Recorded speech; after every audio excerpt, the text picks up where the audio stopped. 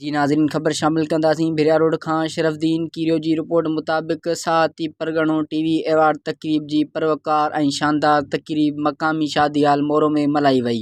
तक़रीब में साहती परगणो टीवी जे chief executive Syed Hasan Shah सूफ़ाणी पारां शहीद बेनज़ीराबाद जे नौजवान शख़्सियत इनायतुल्लाह ज़रदारी खे समाजी ख़िदमतूं सरअंजाम ॾियण ते एवार्ड ॾिनो वियो।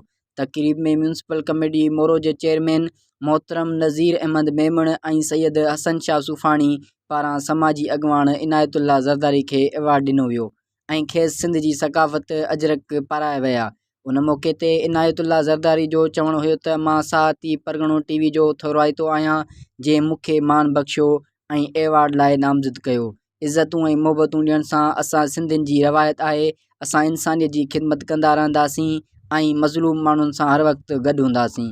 असां सिंधियुनि खे विछा ख़तमु करे प्यार मुहबत सां ज़िंदगी गुज़ारणु खपे। जेके माण्हू पंहिंजे शोबे में सचाई सां कमु कंदा आहिनि, कामयाबी उन्हनि जा क़दम चुमंदी आहे।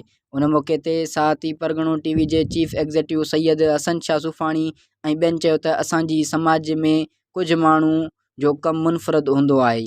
जेके माण्हू सचाई सां सॾु विरहाईंदा आहिनि, कामयाबी उन्हनि जो मुक़दर बणिजंदी आहे। समाजी अॻवान इनायतुल्लाह ज़रदारी बि उन्हनि मां हिकु आहे।